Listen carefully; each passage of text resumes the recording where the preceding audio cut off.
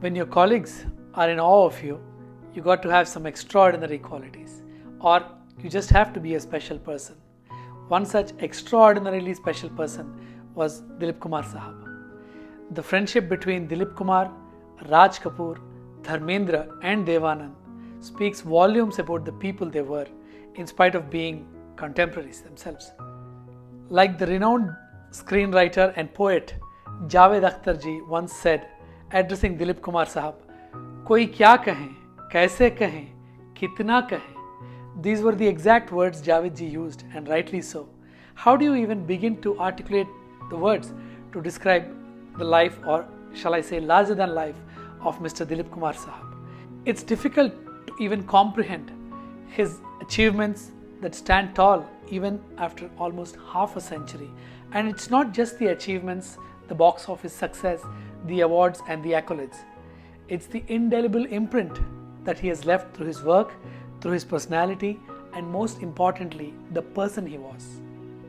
He was described as an acting institution, as a tragedy king, but his comic timing was impeccably natural. He was described as the ultimate method actor by none other than the great Satyajit Ray himself. Dilip Sahab acted only in 67 films from 1944 to 1988, but the influence he had was profound on the way people thought, spoke, dressed, and emoted on screen or stage. He was often referred as a manual for actors. Let me give you an example.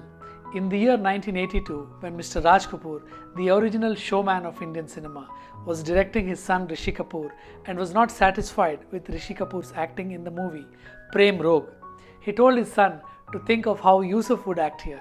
For those of you who don't know, Yusuf was Dilip Kumar's birth name.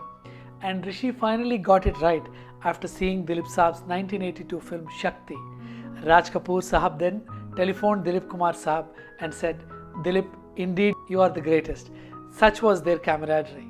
Dilip Sahab was in fact the first Indian actor in Indian cinema who understood that film was a product created by a collective contribution of varied skills. When most actors were doing 3 to 4 films a year, he chose to do only one film and give it his best.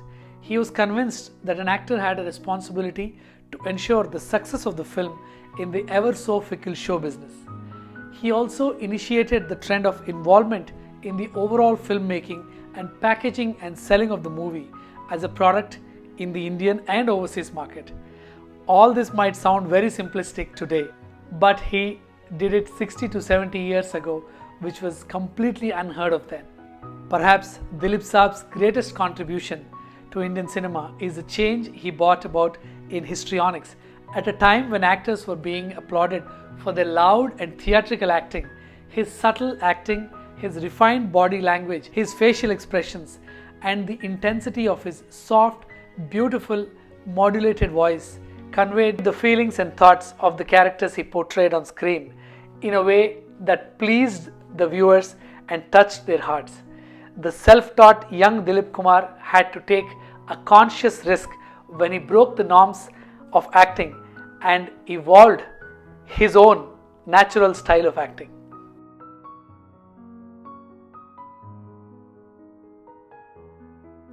Dilip Sahab was the first actor to understand the difference between the communication of the two mediums.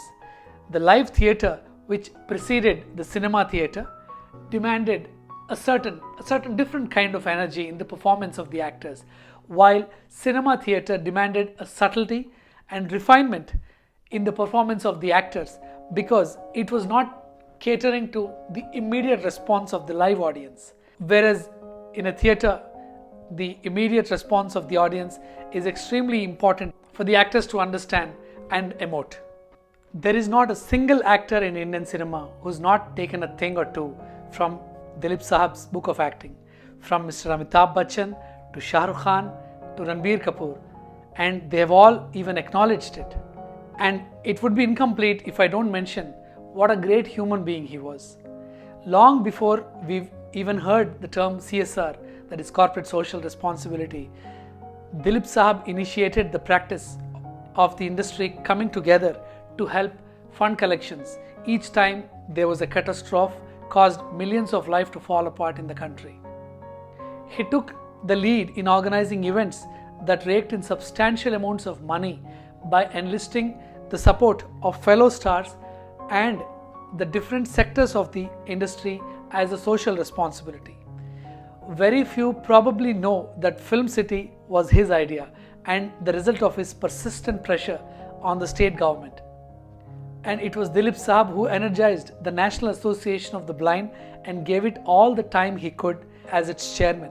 He also initiated the setting up of the Film Industry Welfare Trust to create a funding institution to help the workers of the industry and their families post their retirement.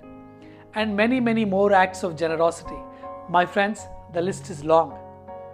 You know, I often wonder why only certain people are special and remembered. I always end up not having a single answer for the question. The only reasonable one I can think, or shall I say I can settle for, is the choices they made, the goodness and the kindness they showed, the sacrifices they made, and leading an exemplary life for us to ponder or even wonder upon. I can go on for hours or rather days about Dilip Kumar Sahab. Such was his life. So let's end it here, and I shall leave you with a soulful melody from one of his films. ये कौन हंसता है फूलों में छुप कर, बहार बेचैन है किसकी धुन पर. ये कौन हंसता है फूलों में छुप कर, बहार बेचैन है किसकी धुन पर. कहीं गुनगुन कहीं रुनझुन के जैसे नाचे ज़मीं, सुहाना सफ़र और ये मौसम हंसी, सुहाना सफ़र और ये मौसम हंसी. हमें डर है हम खो न जाए कहीं. Do watch one of his classics. It's worth your time. Bye bye. Take good care of yourself.